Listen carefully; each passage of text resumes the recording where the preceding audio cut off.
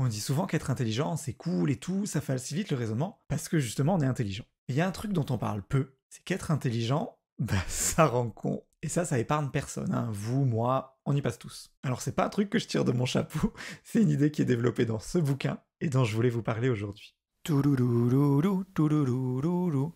Et voilà, un petit générique trop stylé. Alors le premier point dont je voulais vous parler, c'est que l'intelligence, ça ne garantit pas la sagesse. Ce que je veux dire par là, c'est qu'une personne qui est trop intelligente, enfin très intelligente, on va dire, je ne peux pas parler de trop intelligent, mais cette personne très intelligente, en se sachant intelligente, elle peut avoir du coup trop confiance en son jugement, parce que elle va se le justifier en disant, vu que je suis intelligent, mon raisonnement, il est forcément meilleur que le tien, vu que c'est moi la personne intelligente. Et du coup, on peut mettre trop de confiance en son jugement, qui, pour d'autres raisons qu'on verra par la suite, peut être faux. Ça se rapproche un peu de ce qu'on appelle l'effet Dunning-Kruger. Je ne sais pas si je le prononce bien, donc je vous l'affiche là. L'idée de cet effet Dunning-Kruger, c'est que, généralement, les personnes qui sont le moins savantes sur un sujet, elles ont tendance à surestimer leur capacité, leur connaissance sur ce sujet. En gros, les personnes les moins bonnes dans une thématique vont se sentir les meilleures dans cette thématique. Ça vient du fait que plus on apprend sur un sujet, plus on se rend compte qu'en fait, généralement, il est complexe et qu'il y a plein de choses qu'on ne sait pas. Et là, on se rapproche un peu de une variante un peu de cet effet Dunning-Kruger, dans le sens où les personnes qui sont très intelligentes, elles peuvent se surévaluer dans des domaines où en fait elles ne sont pas expertes, parce qu'elles croient que leur intelligence un peu générale, elle s'applique partout. Deuxième point, je voulais vous parler des biais cognitifs, deux en particulier, et que ces biais cognitifs, ils affectent tout le monde, y compris les personnes intelligentes. Le premier biais cognitif dont je voulais parler, c'est le biais de confirmation. Le biais de confirmation, c'est l'idée que quand on est persuadé d'une idée, quand on pense quelque chose, on va voir uniquement les indices qui vont qui vont correspondre à notre idée. Si par exemple on est persuadé qu'une personne est méchante, on ne va relever que ses comportements qui prouvent que cette personne est méchante. Alors qu'en fait, il y aurait peut-être eu plein d'autres indices qui prouvaient qu'elle était gentille aussi. Mais vu que on veut s'auto-confirmer qu'elle est méchante, on ne va voir que ça. Ça s'appelle le biais de confirmation, et ça, tout le monde l'a, même les personnes les plus brillantes, elles cherchent des informations qui vont confirmer leurs croyances existantes.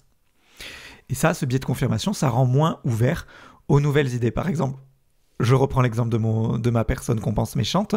Si on a ce préjugé sur cette personne qu'elle est méchante, qu'elle est mal intentionnée, c'est un préjugé qui peut être faux pour diverses raisons, et avec ce biais de confirmation, on ne voit pas qu'en fait c'est faux. Le deuxième biais, c'est le biais de rationalisation. Ce biais de rationalisation, c'est que quand on a une idée en tête, on va non pas chercher des indices, mais nous créer un système de pensée, un raisonnement, pour le rationaliser et pour le rendre juste, véridique, à nos propres yeux. Et les personnes intelligentes, elles ont globalement des compétences un peu souvent meilleures pour avoir des arguments, des points de vue justifiés, et tout ça, pour justifier des choses. Et on va être meilleur pour rationaliser des éléments, des croyances fausses, si vous voulez. Ce biais de rationalisation, il s'utilise dans plein de domaines, on en est victime entre guillemets dans plein de domaines. Moi je l'utilise souvent par exemple sur mes pages de vente, ça se fait beaucoup et je m'en prive pas.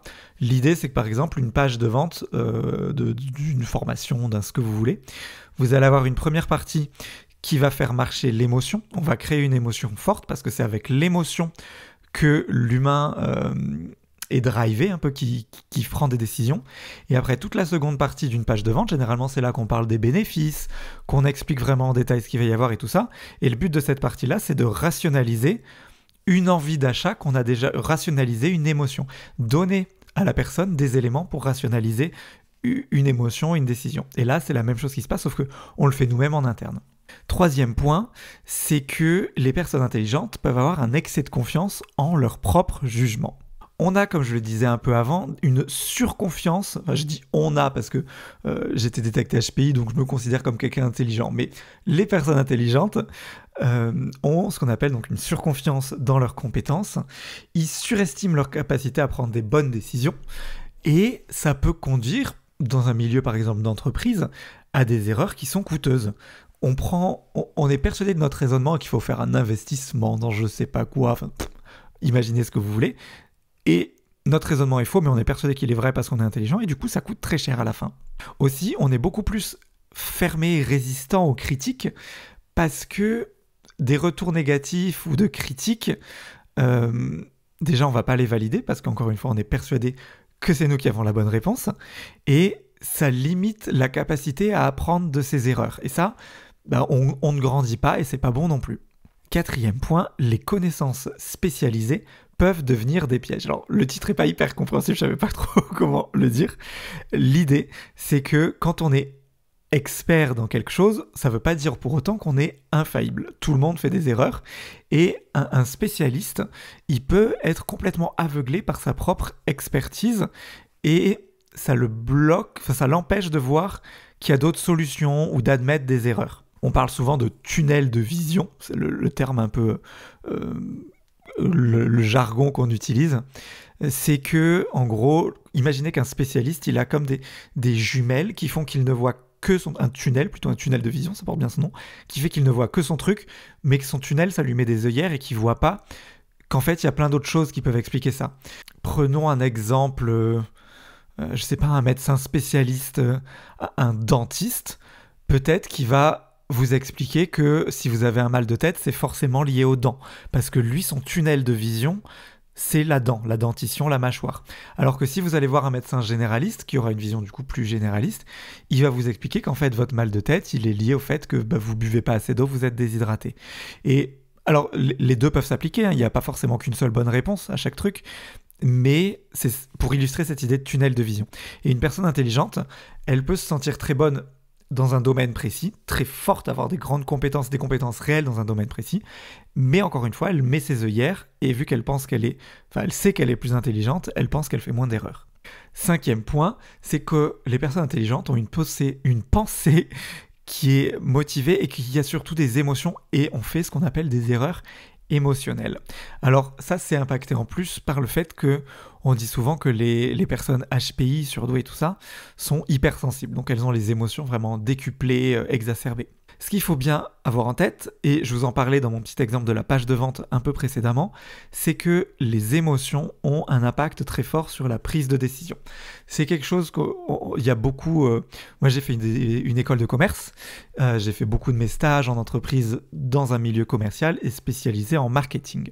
Et dans le marketing, c'est vrai que on nous apprend, en fait, il faut viser l'émotion. C'est l'émotion qui drive les gens, qui, dans le contexte marketing, qui va vers l'achat, mais c'est l'émotion qui fait prendre la décision, et après, le cerveau, il va rationaliser notre décision pour que notre décision... On ait l'impression de prendre une décision informée, raisonnable, alors qu'en fait, elle a été drivée par l'émotion.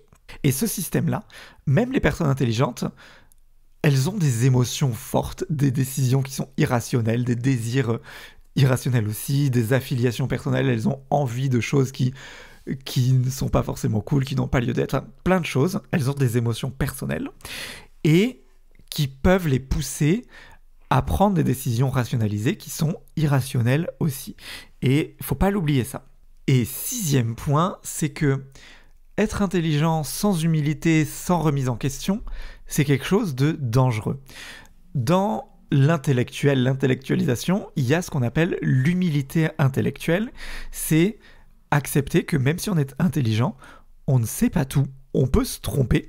Et ça, c'est très très important de l'avoir pour éviter les pièges de l'intelligence. C'est-à-dire que tout ce dont je parle depuis le début, on est très intelligent, on pense qu'on sait tout mieux que tout le monde et on ne se remet pas en question. Et il faut s'ouvrir à la diversité de pensée des autres, comprendre que on ne sait pas tout, que même si on est très intelligent, on fait peut-être des bons raisonnements, mais on peut partir dans une mauvaise direction. Je reviens sur tous les biais de confirmation que j'avais, les émotions, tout ça, tout ce dont on a parlé dans cette vidéo.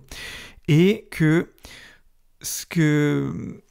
on se rend compte petit à petit dans la vie qu'en fait, il n'y a pas toujours une bonne réponse, il y a plusieurs bonnes réponses, et qu'il faut l'accepter, que peut-être cette réponse-là, elle sera meilleure pour nous, mais qu'elle ne sera pas meilleure pour une autre personne, et que ça n'en fait pas pour autant notre réponse comme étant fausse, la réponse de l'autre comme étant fausse. Plusieurs bonnes réponses, plusieurs systèmes de pensée, et c'est ce qui fait la pluralité du monde. Pour aller plus loin sur toutes ces questions d'intelligence, je vous ai préparé 2 choses dont vous retrouverez les liens en description. La première, c'est un e-book gratuit sur le haut potentiel intellectuel où vous apprendrez tout ce qu'il y a à savoir. Et la deuxième, c'est une mini-formation par email dans lequel je vous donnerai des trucs et astuces pour gérer votre intelligence au quotidien.